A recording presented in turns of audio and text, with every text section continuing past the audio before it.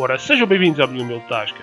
Neste segundo episódio, repleto de conversas sobre diversos temas, teremos de volta os ilustríssimos participantes do podcast anterior, mais um convidado especial. Ora, vamos começar a primeira parte, gravada de uma conversa que eu e já vossos conhecidos, o ex-Cláudio, Carolina e Mindinho, tivemos há cerca de 2 semanas atrás. Bom, eu não estava propriamente sóbrio, mas disso já vocês estão à espera. Vamos começar. O que vocês acham do Bolsonaro? Hein? Gostam, não gostam? Digam-me lá, as vossas opiniões. O Bolsonaro, não podemos dizer que é assim, um candidato espetacular com que todos concordamos com os seus ideais, mas a verdade é que as eleições iam ser decididas entre o Bolsonaro e o Haddad. Entre os dois, a escolha melhor para o Brasil é o Bolsonaro, não é? Porque o mais importante para uma sociedade é a sua segurança. E se não houver segurança, nada de resto se pode organizar. Vivemos num país que só quem é rico e tem dinheiro é que se consegue proteger, e de resto, pronto, é como nós sabemos que é o Brasil. Uma pessoa ou anda com roupas assim trapos ou é logo assaltada, basta ter um relógio, um telemóvel, e o Brasil não pode continuar assim, e o Bolsonaro é a alternativa. É muito bem dito, sim senhor. Então, e quem é que quer dizer a sua opinião? Lex? Ou Carolina? Eu posso falar disso. Eu concordo no ponto de vista que se nós metermos o Bolsonaro e o Haddad, o Bolsonaro é a melhor alternativa. Contudo, o Bolsonaro, na sua campanha eleitoral, podia ter feito mais. Acho que se focou demasiado na segurança e não disse as suas propostas em termos económicos, em termos judiciais, políticos. Não disse bem as suas propostas. Não ficou a falar demasiado sobre segurança, sempre a bater na mesma tecla e não expandir o seu discurso. Eu acho que isso é um erro, porque nós sabemos que o Bolsonaro quer uma atitude mais capitalista em termos da economia do Brasil, e o Brasil, caso não saibam, o Brasil é a 6ª potência económica mundial. E a 5ª populacional, não é? Acho que sim.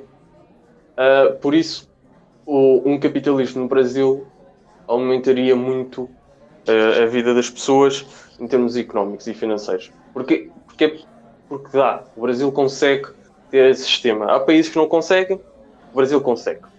Por isso é que a política de esquerda destruiu o Brasil completamente. Estes 15 anos de governação do PT foram 15 anos perdidos. O Bolsonaro vai ter muito trabalho pela frente se ganhar no segundo turno, obviamente. Contudo, o Bolsonaro, em termos de debates, acho que foi a parte fraca dele. Os debates que participou, não disse nenhuma proposta em termos económicos. Aliás, ele disse: isso é com os meus ministros. Eu não percebo nada disso, eu sou apenas um militar. No Brasil, ele pode ganhar votos, porque os brasileiros não são intelectuais como os portugueses. Mas eu acho que o Bolsonaro, se fosse português e tivesse a concorrer à presidência, ele não ia conseguir nem 10% dos votos. Essa é a minha opinião. Então somos intelectuais demais. Claro que nunca podia. Primeiro porque nós não temos os problemas de segurança que o Brasil tem. E segundo, o Bolsonaro não pode, na minha opinião, não pode estar a falar da economia e isso, porque o que o brasileiro quer, não é? É ter a melhor condição possível. E se lhe começam a dizer que vais ter de trabalhar mais, tu não é só ficar em casa, não sei o que mais, ele fica de pé atrás. Assim, quando a única coisa que lhe dizem é: tu vais ter uma vida segura, vais poder sair de casa vestido como quiseres, não sei o que mais, ele vota no Bolsonaro. Porque a verdade é que eu já ouvi pessoas que nas últimas eleições votaram lá no partido do Haddad, é o PT, não é? PT. Porque achavam que era a alternativa, porque eles disseram que iam mudar, mas não mudaram. Então a alternativa é o Bolsonaro. O PT ganhou muita fama devido ao primeiro mandato do Lula, e que foi ótimo, né? Em termos de equidade, o Lula fez coisas ótimas. O problema foi o segundo mandato. E aí é que começou a corrupção, aí é que começou as fraudes, aí é que começou esses problemas todos e que destruíram a economia do Brasil. E depois, no terceiro mandato, com a Dilma, as coisas já estavam tão más e continuaram a piorar. Tanto que a Dilma nem conseguiu entrar para o Senado. Pronto. Dá para ver a popularidade negativa que a Dilma tem. Só uma parte. Folclore, o que é que tu tinhas dito antes que eu não percebi? Eu fui um pouco abaixo. Estava a falar da opinião da Carolina. Vocês estão aqui a monopolizar um pouco o tempo. Mas pronto. Sim. Mas estavam a falar bem. Força, Carolina, diz a tua opinião sobre o Sr. Bolsonaro. O que é que achas dele? Vai um bocado a opinião deles os dois. Tipo, entre eu e o Haddad, eu acho que a escolha é óbvio a nível de dar mais segurança, só que ao mesmo tempo que dá mais segurança dá mais liberdade, e ao mesmo tempo que dá mais liberdade pode melhorar a economia do Brasil. Mas sejamos sinceros, tipo, a população do Brasil, se vocês viram, dividiu-se quase. Há uma parte que votou Bolsonaro, há outra parte que votou mais Haddad. E é o que muita gente diz depois das eleições. Não sei até que ponto é que se o Haddad fizesse um bocadinho mais de força nesta segunda ronda, não conseguiria ter a maioria. Não sei até que ponto. Foi quase uma benção para o Bolsonaro ter levado aquela facada, porque agora ele tem uma desculpa para não fazer debates e quanto mais tempo ele tiver calado, melhor, não é?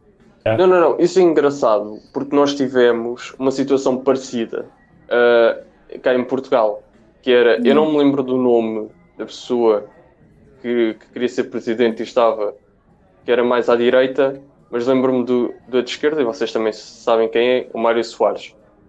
Sim. Caso não saibam, vocês não sabem o nome mesmo. Freitas de Amaral. Acho que isso, né? Mas ele passou para o PS, né? Sim, o Amaral. O Amaral, o Dr. Amaral. Teve quase maioria de 46%. Não, teve 49,5%. Estou a ver aqui os dados na net, neste momento. Ou seja, 49, 46. Não interessa. Eu não havia esta tecnologia que há hoje. Pronto. O problema é que quando ele foi para o segundo turno, toda a gente pensava que o Dr. Amaral irá vencer sem grande problema. Com 49, 46, não interessa. Quando foi para o segundo turno, achou que iria vencer. E quem era o seu oponente? Era o Mário Soares, que na primeira volta teve apenas 12%. Só que o Mário Soares tinha o apoio socialista, mas não tinha o apoio da esquerda nem da extrema esquerda. Correção, ele teve 25% na primeira volta, o Mário Soares. Foi 25%? Sim. Os dados eu não sei. Pronto, teve 25%. Mas não teve o apoio da esquerda nem da extrema esquerda. Só o apoio socialista. Ele na segunda volta disse que mais valia um presidente socialista do que um presidente de direita. E convenceu a esquerda e a extrema esquerda a votarem nele. Ele ficou com 52%. 50,71%. Foi uma coisa mínima. 71. Pronto, Mas chegou. 50,71. Isto mostra que o Haddad pode vencer. Porque há muita gente de esquerda. Pois.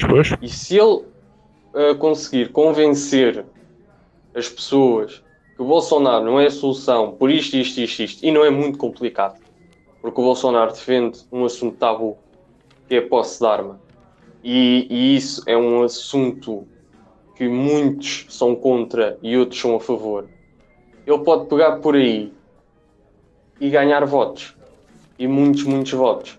Concordo. Olha, eu quando vi os resultados da primeira volta foi logo isso que eu pensei. Vai acontecer como o caso do Freitas, do Amaral e do Mário Soares. Ou como também aconteceu com o Cavaco Silva e com o Jorge Sampaio, não foi? Ou eles não chegaram a empatar. Não interessa. Sim, exatamente. Eu também pensei nisso, mas depois tipo, é um bocado imprevisível, acho eu. Portanto, tal como a esquerda se pode unir, a direita também se pode unir. Eu acho que aí lá está, muita gente falou. Boa gente falou de um voto útil na primeira ronda. Eu acho que faz muito mais sentido usar um voto útil na segunda do que na primeira, por exemplo. Eu acho que na primeira tipo, nunca vais votar útil. Mais vale, tipo, na segunda ronda aí sim votem com o voto útil de este é mau, Mas aquele é tipo, esse pode ser mau na minha perspectiva, mas o outro é muito pior. Ou seja, aí sim faz sentido ter um voto útil, não é na primeira ronda. É o que eu acho. Sim, eu estou a entender. O problema no Brasil é que os partidos de direita, eu não sei bem quais são, mas sei que tiveram uma pouca percentagem. Só houve um partido libertário que até teve uma relevânciazinha, mas 10%, acho eu. sim, mas lá está, é um partido libertário e não sei se vou voltar no Bolsonaro. Contudo, em termos económicos, o Bolsonaro até é próximo dos libertários. É? Não é o extremo, mas é próximo. Mas não sei. É assim, para mim, a posse de arma no Brasil, não sei. Eu acho que há outras maneiras de acabar com a criminalidade. Achas que sim? Acho. Aliás, uma polícia... És um sonhador. Pá, ok, pode ser, mas, por exemplo, nos Estados Unidos da América, a criminalidade ainda continua, certo? A diferença Mas é que os onde Estados Unidos é da que há mais América- criminalidade? Mas onde é que há mais criminalidade? Lá Nos está. sítios onde há posse de arma ou onde há menos? Onde há leis mais... Nos sítios onde há mexicanos ou não há? Pois, também, não é? Os mexicanos até... Pronto, os mexicanos são...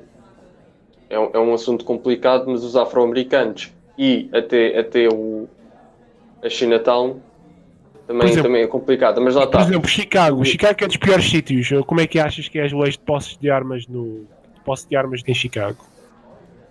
Epá, não, Chicago, que há Eu mais ou acho- menos controle. Diz? não é proibido, mas é difícil alguém ter posse de armas em Lá Chicago.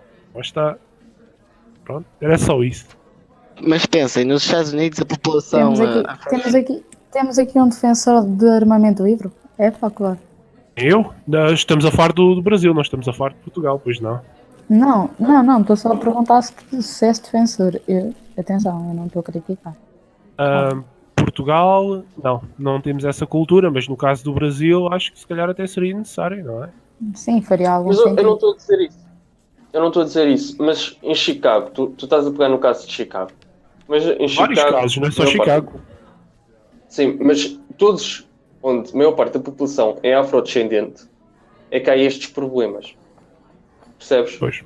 Sim, percebo. Com a população armada, tu ias ter esses problemas, porque acho que morre uma pessoa em média, ou mais, duas a três pessoas mortas por um tiro, em Chicago. Eu vi um documentário de Chicago e aquilo é horrível. Por isso, E no Brasil, o Brasil tem uma taxa de homicídios superior à Síria. Olha lá bem, fogo, incrível. Incrível. mas no Brasil, o Brasil é aquele caso. As armas são ilegais, mas a facilidade que tu consegues ter uma arma é uma coisa estúpida. São os criminosos, né? Que isto têm. É só os criminosos que isto têm. Claro. Pois. Não, nem, é engraçado é que é os criminosos e a parte da sociedade mais alta. Pois. Os comuns não têm, mas a parte da sociedade mais alta tem. E o facto do Brasil ter uma comunidade afrodescendente muito alta contribui para isso. Reparem, nos Estados Unidos, 13% da população é afrodescendente. E 80% do crime, sem ser tipo coleiro branco, é feito por eles. Sim, Pronto. sim. Imaginem no Brasil. Mas a diferença da afrodescendência do Brasil é que já está interligada com a própria raça brasileira. Pronto, não existe uma raça brasileira, mas vamos supor. Porquê? Porque já houve muita ligação entre os escravos trazidos... Aquilo que tem menos é raça, aquilo é uma mestiçez, Sim. aquilo nem sabe o que é que aquilo é o certo. Uma amálgama de raças. E tu não tens... e tu nas favelas tens desde brancos, pretos, indígenas, amarelos, vermelhos, cor-de-rosa, tens tudo. É uma amálgama. Certo. Vários. Tem cor-de-rosa lá. Não há cor-de-rosa e tudo, tem. A comunidade gay brasileira. Deve ser os homossexuais que contam no WhatsApp. Pois, exato. Tipo, não, mas é verdade. Enquanto na América tu tens afrodescendentes, mas é num caso diferente. Os afrodescendentes nunca se misturaram muito com os ingleses. Brancos. Né? Sim. Hoje em dia americanos, mas na altura ingleses. Wasp. E esta é uma grande diferença. Percebes? Pois. O problema podes resolver o problema de uma forma económica e de uma forma militar. Isto é, polícia militar a ir aos bairros e a varrer aquilo tudo. Acho que o Bolsonaro defende isso também. Sim, Já ouvi sim. dizer coisas assim de género, pois. E a forma económica qual é? Diz lá. E a forma económica é, se eles adotarem um regime capitalista, mais empresas irão ter a sua sede no Brasil, mais empresas irão apostar no Brasil e vai aumentar, vai diminuir a taxa de desemprego e vai melhorar os ordenados das pessoas. Vai haver uma maior oferta, uma maior procura também, E as pessoas escusam de andar no crime, é isso? até se equilibrar, e as pessoas vão tentar trabalhar mais e ganhar mais, como acontece nos Estados Unidos da América. E se tu conseguires limpar as favelas com polícia militar, e se tu conseguires trazer um regime capitalista, o Brasil não precisa da posse de arma para nada. Tá bem. E vocês, o que é que acham que se devia fazer com as favelas? Arranjar bairros sociais para as pessoas, deixá-las ficar lá? Dar-lhes tipo o mesmo sítio, só construir lá prédios com melhores condições? Sim, eu acho que isso é preciso. Primeiro, limpar as favelas. Tirar o crime ao máximo, ter polícia militar 24 ou 24 horas lá, matar quando for preciso e depois começar a construir bairros sociais para pessoas com classe económica baixa, mas que não sejam criminosos, que não sejam pessoas com más intenções, que querem trabalhar e querem ter a sua casa como têm direito. Acho que Eu sou contra bairros sociais. Os bairros sociais há sempre crime, mesmo que as pessoas não sejam os filhos, quando descobrem isso há esse sempre mundo, crime. é um mundo fácil, mas nos bairros sociais, como há mais gente com dificuldades económicas, gera-se mais o crime. Eu sou contra os bairros sociais, tal, uma habitação ali, outra ali, mas muito distanciadas, não se deve tipo, criar guetos para essas pessoas. não, mas não. Fala. Mas é assim, também não podes de favela passar a uma cidade toda bonitinha e cara, né?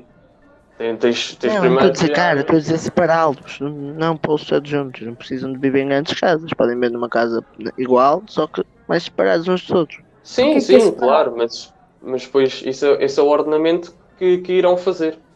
Deixa só a Carolina dizer, ela quer dizer qualquer coisa. Fala, Carolina. Eu queria dizer duas coisas. A primeira é o problema. Eu acho que o problema não está apenas nas favelas. Como é que eu posso dizer isto? Assim, mais preciso. O Brasil tem um desnível na sociedade gigante. Eles tanto têm gente super rica, poderosa e tudo mais, como gente muito pobre. Não há aquele meio termo. Muitas vezes Não é não se classe sabe. média. Lá está, não há meio termo. E a outra coisa que eu ia dizer é, porque eu não percebi a vossa explicação sobre separar as pessoas, não percebi muito bem. Eu estava a dizer que não fazer, quando tirássemos as pessoas da favela, não as metíamos em bairros sociais. Punhamos um prédio aqui, outro prédio ali, mas afastá-las, porque quanto mais juntarmos as pessoas das favelas, mais facilidade o crime organizado se gera. Assim, se as pessoas estiverem juntas, não contactam. Estás a perceber? Percebo, Aliás, as não favelas. acho que vá ser feito, mas percebo. As favelas não irão ser bairros sociais, porque as favelas têm uma vista ótima e quando isso acabar é só apartamentos de luxo que vão construir lá. Porque se vocês olharem para as favelas, tudo destruído não sei o quê, mas olharem para a vista, veem tudo e estão muito bem localizadas. Sim, eu acho que eles pediam muito. É um ótimo modo. E vocês estão-se a esquecer de uma terceira alternativa, não é? Que é os Estados Unidos chegarem lá, conquistarem aquilo, agora isto é nosso e começarem pronto a fazer daquilo um país Não, decente. isso eu não acho que aconteça. Estou a brincar. Olha, Interessante. era bem preciso. O que eu estava a dizer é que sim, eu acho que se investissem lá era bom para toda a gente, tipo, até podiam dar emprego com melhores condições, porque muitas das pessoas que estão na favela também recorrem ao crime, porque se tentarem outros empregos, a sociedade o Brasil tem uma sociedade bastante estratificada e mesmo que tenham outros empregos, vão acabar por muitas vezes não conseguir e o crime é um mundo demasiado fácil. É um mundo tipo, entram e depois para sair é demasiado complicado. Acho que tentassem investir nas Como em favelas Portugal. e Como onde em eles Portugal. próprios. Sim, mas isso é em todo o lado. E Tu onde não eles estás a próprios, comparar o tipo, crime em Portugal ao crime no Brasil. Não podes Não estou comparar a o crime dizer, em Portugal estou a dizer em termos de salariais, Portugal não está assim tão bem. Vocês é que acham que Portugal está bem, mas mas Portugal eu não, está não péssimo. achei isso. Eu não achei isso. Ainda Eu agora não o disse Orçamento de Estado só consegue arranjar 50 milhões para isso. Eu não investir falei. Eu não falei de em nada serviços disso. públicos. Não estou a dizer que tu falaste nisso. Ainda dava para o passo do Cristiano Ronaldo. Jamais consigo concordar com Pois isso. não. Ah, verdade.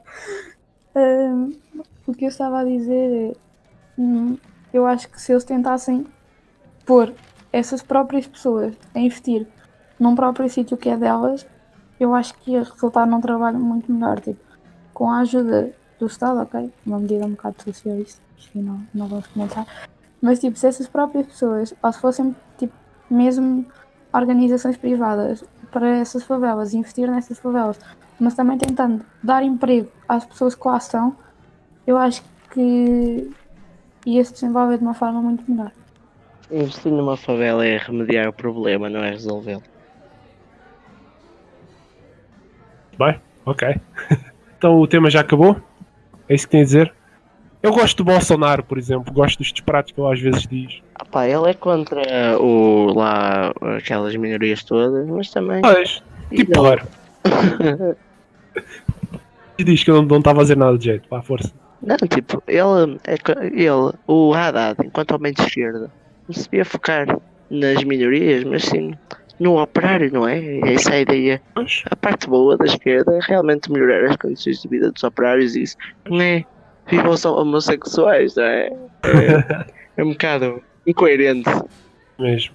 O Bolsonaro tem esse problema que foi atacar os homossexuais. Eu acho que isso é um Problema erro nenhum, pá. político. Eu vou dizer uma coisa. Antes de tu dizeres isso, eu vou dar eu vou-te dar a palavra final. Vou deixar que depois tu digas a tua opinião. Mas já agora deixa-me só dizer que eu acho piada a isso. Acho piada ao facto de ele ser politicamente incorreto. É provavelmente o gajo mais politicamente incorreto deste Trump. E pronto. E, por exemplo, temos a Marine Le Ele é Pen. pior. É bem pior até, não é verdade? Sabem que eu acho que ele está a tentar fazer um bocadinho a jogada que o Trump fez nos Estados Unidos. É possível, é possível. Eu acho que ele tem mesmo o apoio de Steve Bannon. Mas, por exemplo, a Marine Le Pen veio com aqueles argumentos todos e etc. e não teve sucesso nenhum. Isto- Mas eu acho que é muito diferente. O que eu acho que é muito diferente neste caso é. Eu acho que não nos podemos esquecer que a mentalidade, querendo ou não, a mentalidade na Europa e a mentalidade na América são duas mentalidades muito diferentes. E o próprio contexto dos países são muito diferentes. E Por exemplo, na acho que nunca Itália- também podemos esquecer que, sim, e mesmo dentro da própria Europa, atenção, mas também nunca nos podemos esquecer que a França sempre foi um país muito liberal, sempre foi um Foi, é país verdade. tipo que não Muito à tinha sido esquerda. lá feita a Muito. Revolução É. Francesa, não é? Olha, lá está, não é? Foi onde acho que tem sempre aquele pendor de liberal muito forte que faz com que a direita não se consiga afirmar. Acho que assim que eu me Sim, lembro, sim, acho sim. que não houve Mas- assim mas- nada onde a direita se afirmasse mesmo na França. Já no Brasil, tanto como nos Estados Unidos, é um bocadinho diferente. Yeah. Mas na minha opinião, se fosse o pai da Marine Le Pen, nesta altura, depois do que os árabes andaram lá a fazer durante estes tempos todos, eu diria que ele tinha ganho. No lugar dela, digo Sim, eu. sim. Também depende muito da pessoa em si, claro. Sim, exato. Eu vou dizer sobre o discurso dos homossexuais. Força. Eu acho que quando entramos no mundo político, nós temos de ter cuidado com aquilo que falamos. E pela minha experiência, não é muito vasta, mas é alguma, eu não posso ser contra afrodescendentes, mesmo que eu seja. Por acaso não sou. Claro. Ou não posso dizer a minha opinião. Passando à frente, não devemos ser politicamente incorretos, mas de uma maneira estratégica. Não sermos politicamente incorretos só porque sim, e só porque, e tal, posso dizer isto, vou dizer aquilo. Não. Porquê? Porque quando ele fala mal dos homossexuais, ele só está a dar força à esquerda e às pessoas homossexuais e às pessoas que simpatizam com os homossexuais e às pessoas que têm amigos homossexuais. É porque depois, ainda por cima, o Brasil é um país que, em termos intelectuais, deve muito e é fácil as pessoas dizerem: não, ele vai matar os homossexuais, ele vai acabar com a raça dos homossexuais. Pronto, é isso. Percebes? Este é o problema. Eu acho que ele podia ter feito as coisas muito melhor e se calhar passar logo na primeira volta. Porque ele podia fazer estas coisas todas ou dizer estas coisas todas, mas não dizer agora. Discordo um bocado. Eu acho que ele amansou um bocado. Se calhar se tivesse mantido. Sim, ele teve de amassar. Alex, mas isso que tu ouviste ela dizer dos homossexuais, isso não foi nem dos pretos, não foi agora, há pouco tempo, é coisas de 5, 7 anos. É isso que eu estou a dizer. Se ele tivesse mantido esse discurso, se calhar tinha ganho na primeira volta, em minha opinião. Mas continuem. É só a minha opinião. Não, mas o problema também é que tu tens uma população e tu tens de dar valor a essa população de igual forma. Claro que nunca será de igual forma, né? Também não vamos estar aqui a ser estúpidos.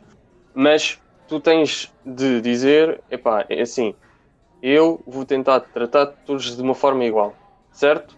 À luz do direito são todos iguais. E quando os homossexuais fazem uma conquista e depois vem um candidato que em outrora disse: a minha filha nunca estaria ao pé de um homossexual, ou os meus filhos nunca estariam ao pé de um homossexual, eu concordo.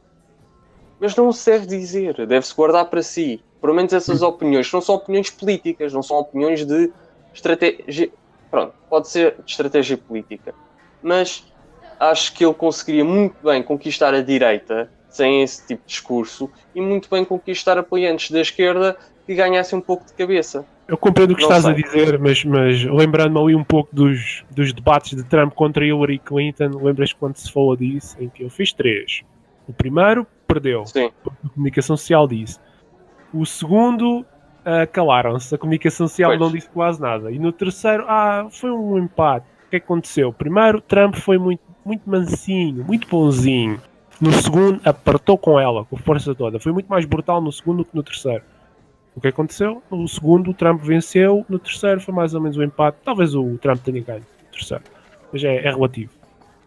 Sim. E pronto, lá está. E o que aconteceu? Não é? Essa é a minha opinião. O Trump, cada vez que era mais forte, mais incorreto, politicamente incorreto, cada vez que dizia aquelas coisas que punham o pessoal de esquerda em aflição, em histerismo total, oh meu Deus, que horror racista, fazia-o ganhar popularidade. E é o que eu acho que... E fazia-o ganhar votos de toda a gente que é contra isso. Por muito que não... Imagina, por muito que a nível económico pudessem não concordar com ele, se a nível social concordassem, eu acho que tem muito mais força um candidato que fale a nível social. É um risco, claro. Mas que fale de políticas a nível social do que a nível económicas num país. Um país americano, um país desse, porque são pessoas que com um nível de escolaridade menor, eu acho que é muito mais fácil parecer bom e bonito, entre aspas, tipo, e parecer polémico com medidas sociais do que com medidas económicas, que acaba por ser um bocado, pronto, aquilo que é importante, mas que as pessoas parece que dão menos importância. Pois, esse é o problema, e é por isso que o Bolsonaro em Portugal não teria esta relevância, teria esta relevância pela parte negativa. Nunca cá tivemos nenhum assim, pá. Nunca tivemos cá nenhum assim. O André Ventura é um palhaço, pá. Já vamos falar sobre ele. Já vamos falar sobre ele, mas só aqui, uma parte. O André Ventura até pode ver com esse discurso, mas ele é uma pessoa que já tem outros conhecimentos e já percebe de outras coisas. E se calhar ele consegue, já tem uma boa opinião económica e sabe debater. Não é o melhor, mas sabe debater e levar a sua avante. Mas ele dizer uma coisa daquelas da boca dele só a falso. Do Bolsonaro, não. As pessoas tomam-no a sério porque ele era militar e tal. E sim, claro. O outro já só a falso. É a minha opinião. Mas força, continue. pronto, eu acho que o assunto do Bolsonaro, acho que era isto que eu queria dizer, porque acho que as pessoas... Eu gosto do Bolsonaro, mas não o declaram Deus. E acho que muitas pessoas estão a declará-lo um demónio ou um Deus. Isto é, ou gostas ou odeias. Acho que não é bem assim. Acho que temos de ser críticos em relação a qualquer candidato. Claro que o nosso problema é que nós somos alvo da esquerda e devido a isso qualquer cheirinho de direita ou de extrema-direita para nós já é uma alegria. E esse é o problema. Então, Eu não estou a dizer que o Bolsonaro é de extrema-direita. Nada disso. claro que não. Apesar de Mas- ter umas certas ideias aqui à hora. Apesar, pronto, claro. Mas não vamos tornar isto mais polémico do que já é. Isso é tão mau como considerarem o Trump extrema-direita. Pois, Pois é. É mau, simplesmente. É um erro. Vamos matar a petalhada. Depois disto, levantei-me algo troco e com a sensação de que me vou arrepender de alguns disparates que por lá disse. Mas enfim. Entretanto, tive de ir atender um pedido noutra mesa. Nela estavam Miguel Nunes e o Sr. Paulo Santos, que é o convidado especial neste podcast e o fã número 1 de David Villa no nosso país. Sim. Ora, escutemos por uns momentos a sua conversa. Gostaria de comentar a minha experiência pessoal perante o tão mediático tempestade, ou furacão, ou caralho, Leslie. Aqui podemos dizer nomes, certo? Assim, palavrões. Podes, dos piores mesmo. Estamos à vontade. Estás numa tasca, não estás assim num restaurante requintado. Exatamente. Bem, sucedeu-se o seguinte: cerca de umas horas antes da dita tempestade, a população foi alertada pela Proteção Civil e até pelos canais de televisão. Foi lançado um alerta vermelho de que das 7 da tarde até à 1 da manhã a tempestade iria afetar os concelhos litorais de Leiria e Coimbra. Bem, eu estou, ou estava, e ainda estou, num desses concelhos, de Figueira da Foz. O que sucede é que chegou a hora da tempestade e a dita tempestade estava atrasada. Ou seja, o pessoal todo à espera dela e ela chegou atrasada para a festa. O que acontece é que depois toda a gente cagou para isso. Às 10 da noite estava tudo na boa. Já uns já tinham acabado de jantar, outros ainda estavam a jantar. Quando de repente houve-se assim uma brisazinha assim do mar. E agora acabei de receber um alerta amarelo, um aviso amarelo de um aviso costeiro, pronto. Recebi agora uma notificação. Só coincidências. Sente-se uma brisa. Isto Então aí, estamos a ouvir, cuidado. Isto às 10 da noite de ontem. Começa de repente assim uma ventania, desalmada. Estava eu em casa, na Costa de Lavos, que é parte de uma freguesia da Figueira, é do outro lado da Figueira. A partir daí foi eletricidade, ficámos sem eletricidade, começou o vento, mas uma coisa do outro mundo, parecia que estávamos mesmo no meio da puta de um furacão. De repente começa-se a ouvir coisas aqui por todo lado. Estou a falar, estava eu numa aldeia, agora imaginem o que é que se sentiu na cidade da Figueira da Foz. Começou, na minha casa, começou a descolar da cozinha um store, porque aquilo tem uma janela da cozinha, e o store começou-se a descolar. Então aquilo começou a bater, pá. Teve de ir lá o meu pai, eu estava todo cagado, teve de ir lá o meu pai a tirar aquela merda. Eu não ajudei, claro. Estava a dar ao dínamo, porque nós não tínhamos luz, então eu estava com o dínamo na mão. Não sei se vocês sabem, aquelas coisinhas que se compram para acampar na Decathlon, tu dás a manivela e aquilo dá luz. Ok. É tipo mesmo uma cena a mineiro. Yeah. E era isso que nos dava o sustento de eletricidade. O meu telemóvel, como o Paulo sabe, porque eu entretanto fui mandando uns updates ao Paulo, ficou sem bateria. E eu era o único gajo que tinha rede, porque eu sou a única pessoa sã lá da casa e tenho Vodafone. A Mel, que supostamente tem o serviço do Cires, acho eu, não tinha rede e até às 4 da tarde não teve rede. Até às 4 da tarde do dia a seguir. Ou seja, o dia de hoje, em que estamos a gravar o podcast. Fomos dormir. No dia a seguir, entretanto passa por lá gente já quando acalmou, gente na rua, estivemos a falar lá para fora, deram-nos uns updates sobre o que aconteceu. No dia a seguir resolvemos ir dar uma volta, encontramos-nos com um restaurante que perdeu a parte da frente inteira. A esplanada foi com caraças. Uma autocaravana que atravessou 2 ruas no ar e espatou-se numa casa. Porra. Todas as casas tinham perdido pelo menos uma telha. O chão estava todo... sabem, porque as telhas são feitas de barro, né? Pois. E o barro, quando está molhado, facilmente quebra. Então, isso, mais uma tempestade, Jesus. Então as ruas estavam tipo amarelas, estavam tipo cor laranjas, meio castanhadas. Isto na Costa de Lave. Vim aqui para a Figueira, porque entretanto ia ter uma explicação de matemática. E chegamos à ponte, estamos a atravessar e vejo as árvores todas caídas. Mas parecia mesmo que tinha sido uma tempestade mesmo a sério. Porque as árvores estavam rachadas a meio, caídas na direção do vento. Então era árvore sim, árvore não, árvore sim, árvore não. E tudo da Nacional conseguias ver o mar. E estamos a falar de uma distância da Nacional para o mar cerca de 2 km. Eu acho que isto foi tudo muito mal. Sim, mas espera, deixa-me acabar. Pensei que tinhas acabado. Força. Estávamos a atravessar a ponte, olha, só se via aldeias todas destruídas, as salinas tinham ido, que aquilo é coisas de madeira, tinham ido para o caraças, barcos que estavam semi-afundados. Estávamos a atravessar a ponte, via gente que tinha galhos e os carros todos partidos e tudo colado. Entras na Figueira da Foz, vês as árvores por todo lado, porque a Figueira da Foz tem muita árvore, tem um parque gigantesco. E as árvores aí, interessante que as mais finas e mais compridas e mais velhas sobreviveram. As outras mais grossas caíram logo porque arrancaram-se pela raiz devido à dimensão da copa. A minha escola, completamente sem telhas.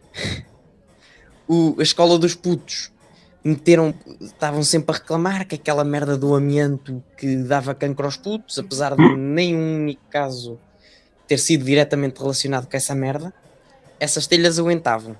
Meteram lá uma merda que parece papel, foi tudo que o caraças entrou, literalmente, o tempestade entrou dentro da escola, partiu aquilo tudo, as árvores que lá estavam caíram, a escola dos putos, os putos já não vão ter aula durante, mais de 2 semanas. Foi. Eles agradecem. Vejo lixado, vou estar a ter aulas numa escola sem condições, só não vou ter aulas amanhã. Pois, chego a casa, olha, a minha casa felizmente não teve assim grande dano. A casa da minha mãe não teve grande dano. O hotel aqui à frente foi literalmente o que nos protegeu do vento.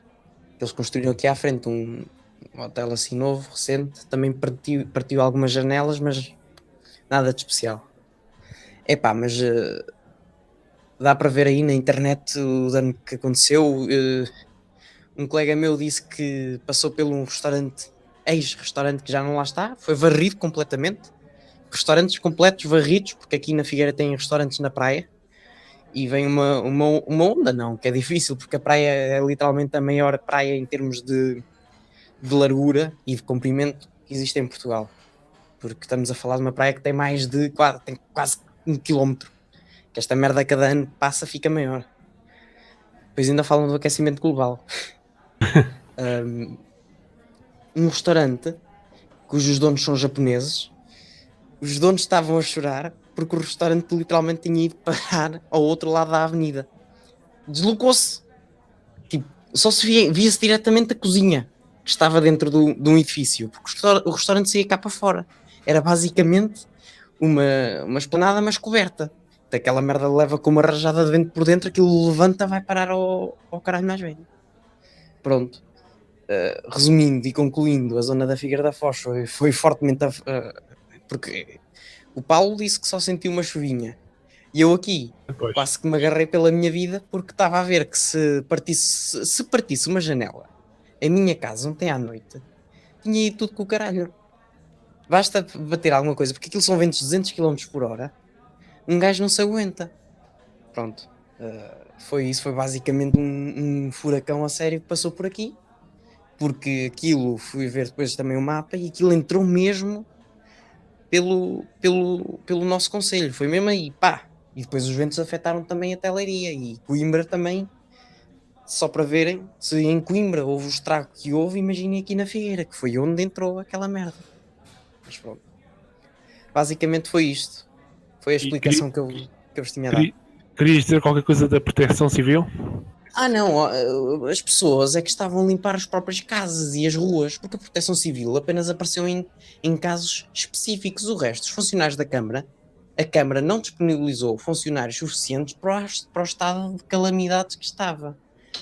E amanhã os próprios civis convocaram um movimento solidário e voluntário para amanhã irem arrumar as merdas todas. No Facebook já tem mais de 1000 pessoas, mais de milhares de pessoas lá, para irem ajudar a Figueira da Foz e arrumar esta merda toda, porque isto foi tudo para o caralho mesmo.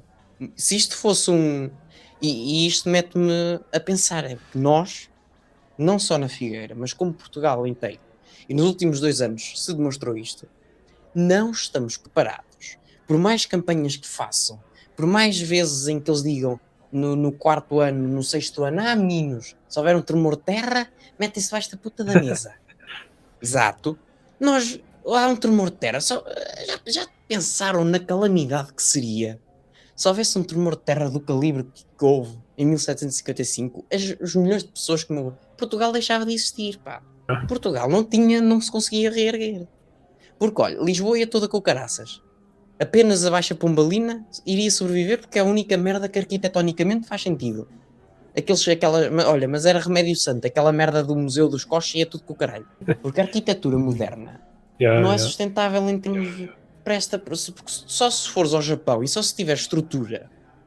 Isto é um ponto de vista de um gajo que não percebe nada de arquitetura, mas ao menos eu tenho a decência de pesquisar e de ver as cenas. Olha, a ponto 25 de Abril.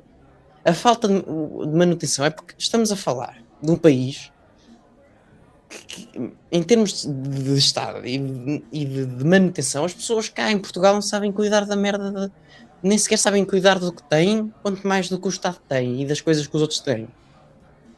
Estão a entender? É porque é inadmissível e é só cá neste país que tu vês esta porcaria, meu. E um gajo fica aborrecido, sinceramente, porque o dinheiro que não passa pelos cofres do Estado, o dinheiro que eles não investem em merdas, né? E depois, no mais básico, na garantia de segurança dos cidadãos em estado de calamidade, não investem em merda nenhuma. E é essa merda que, ainda por cima, olha, o Ciresp é da autoria da MEL, da rede MEL, se não me engano, e são logo os primeiros a ficar sem rede e sem sinal no concelho. Epá, é inadmissível. E a Proteção Civil, o que é que faz nestes tipos de casos? Em vez de mandar o número de uma merda qualquer, da Proteção Civil, mandam a puta do número da Carglass sem querer. Epá, é impensável isto estar tão mal estruturado.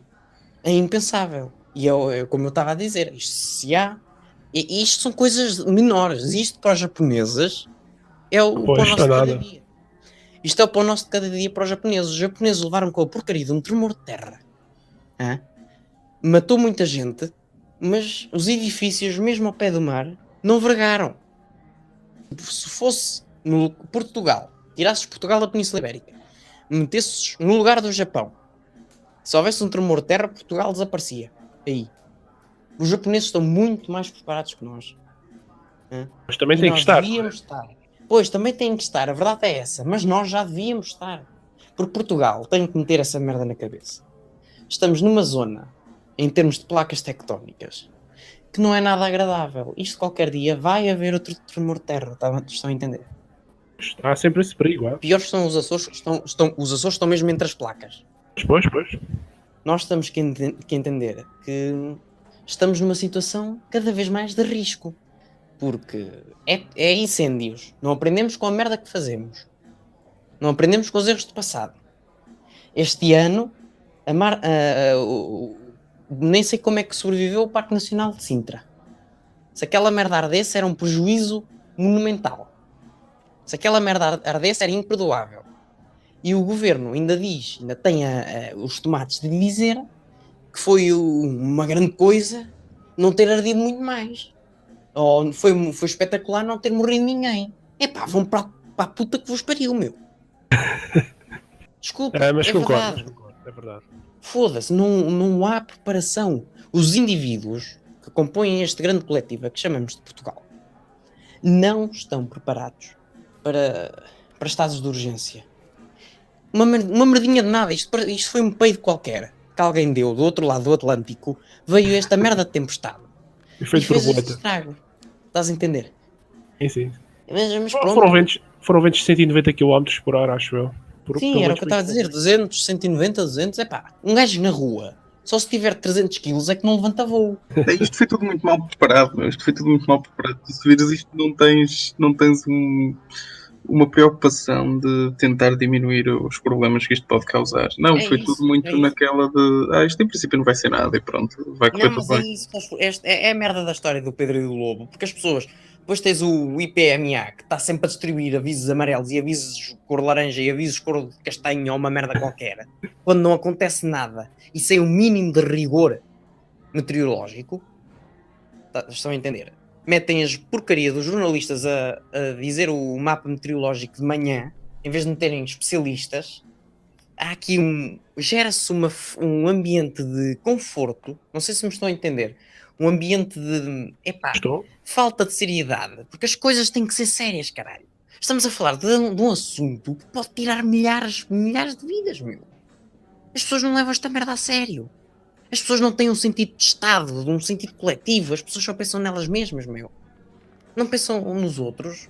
E ao fim e ao cabo, como é que estamos? Acontece uma merda destas. Imaginem que isto era um Catarina cá em Portugal.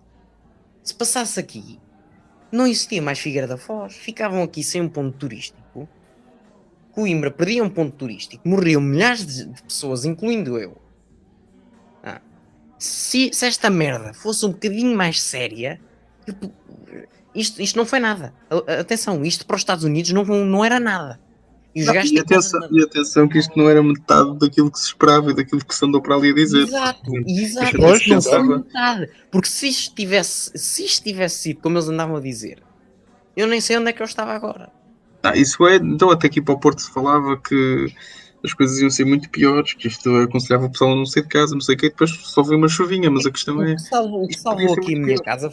O que salvou a minha casa foi o mono que nós temos aqui à frente, que tapou a vista toda para o mar, porque a minha casa foi construída numa zona da Figueira que antigamente era chique, e porque até é perto do Palácio Souto Maior, que é um palácio que foi construído por um gajo rico aqui da Figueira e que era quase nobreza. É mesmo uma coisa bonita de se ver, porque é um marco arquitetónico aqui da Figueira que não tens. Parece mesmo que foi saído do Palácio da Ajuda em Ponto Pequeno, pá, e isto foi construído com visão para o mar. E agora tem os prédios todos à frente, arruinou a paisagem. Mas pronto. Salvou-nos a situação porque tens o mono à frente e o vento vem de sul. Pronto, salvou-nos esta casa. Agora, eu não sei se isto tem sido... Porque depois tens o seguinte, eu não sei como é que os vidros daquele hotel partiram.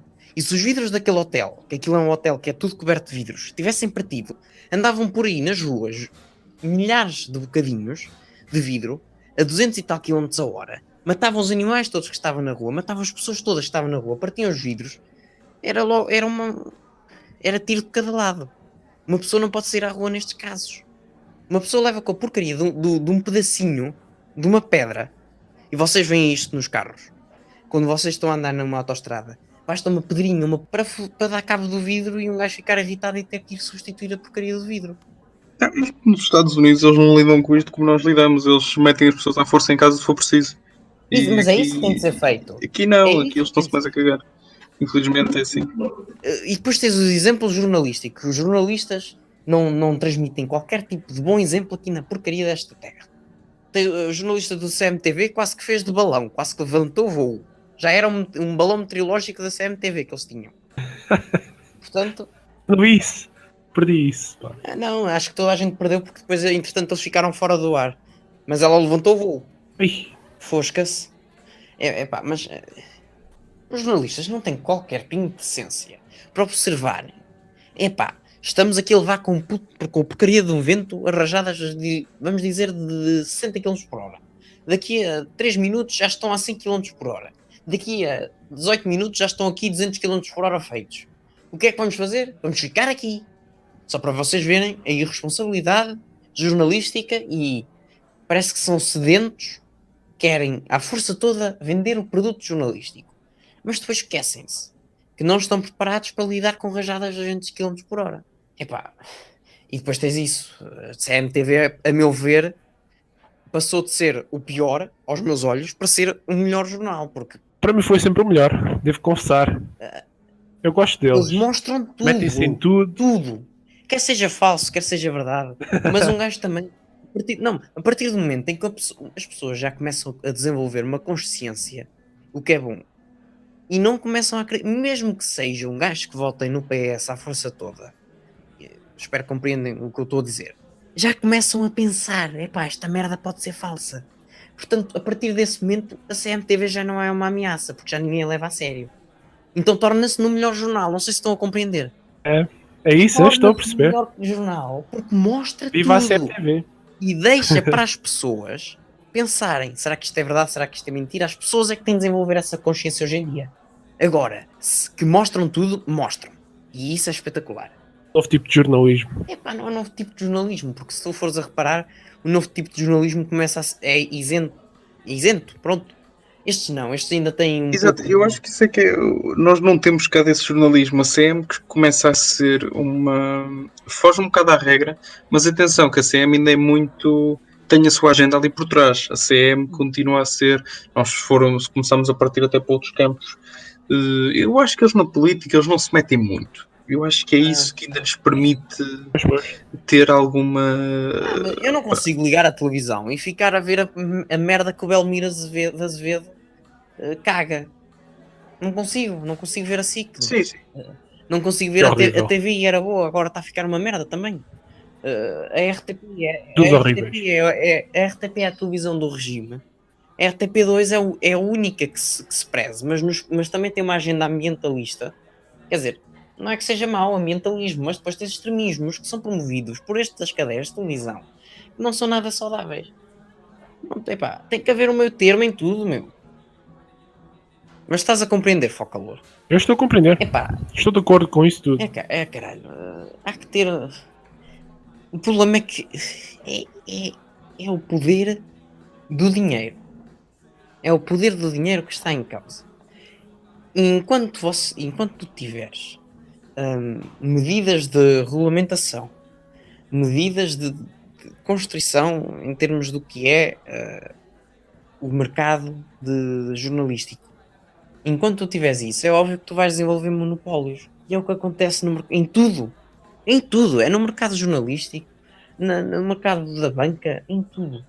Portanto, por isso é que eu disse, é que eu digo, não podem estar a falar de mercado livre quando o mercado livre não existe. Exato, é isso. Tu, quando falas disso, tocas aí num ponto tão importante que é isso que me chateia muito os libertários, liberais, o que seja, que é, nós temos de ter a capacidade de entender que o mercado não é livre neste momento. A ideia do mercado livre é uma coisa interessante, mas não é o que acontece hoje em dia. Mas olha, o que é mais engraçado é os próprios que defendem esse mercado livre vêm dizer, o Twitter tem a razão porque eles banem quem eles quiserem. Não, porque nós não estamos numa situação de mercado livre. Estamos a falar de monopólios que restringem e matam ideias como o Gab, que é uma rede social alternativa que não sei se vai... Exatamente. Matam e através de tudo, olha, através de regulação do que é o mercado, porque depois também tens a interferência do mercado com o governo, tens grandes corporações a mexerem nos governos diretamente, a controlarem governos para conseguirem subir ainda mais ou implementarem regulações sobre empresas mais novas sem a capacidade de se desenvolverem.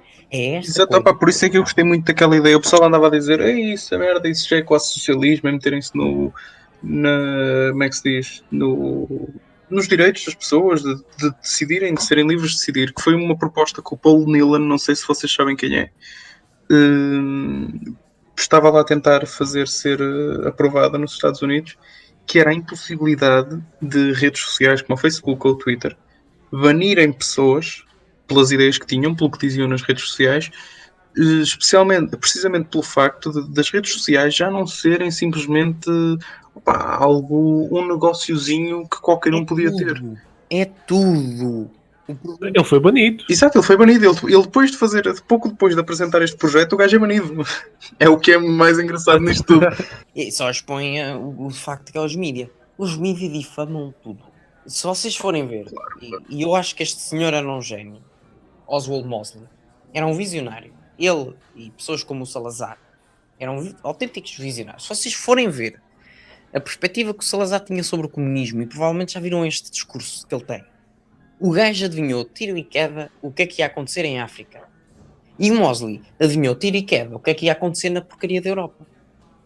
Epá, a ideia que eu sinceramente eu não concordo em tudo com o que o Mosley dizia. O Mosley era a favor de um governo europeu, mas essa ideia acaba sempre por se desenvolver numa ideia mais socialista, e foi o que aconteceu com a União Europeia. Só que a União Europeia foi basicamente pegaram na porcaria da ideia que ele teve e desvirtuaram-na.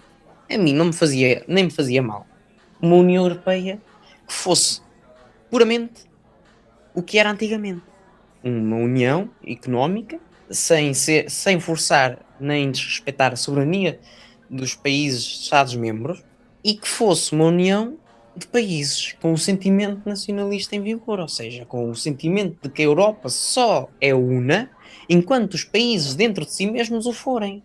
Porque se tu começas a ter divisões dentro de cada um dos Estados-membros, é óbvio que a porcaria da Europa não se vai aguentar. E olá, Simpson. Boas. Temos aqui um novo convidado. Não queria interromper. Olá. Tudo bom? Boas. Tudo bem? Continue. E iremos continuar. Na parte seguinte, Simpson juntar-se à conversa com Miguel e Paulo, e o tema será Israel. Portanto, não percam. Força, Bolsonaro, 28, rumo à vitória.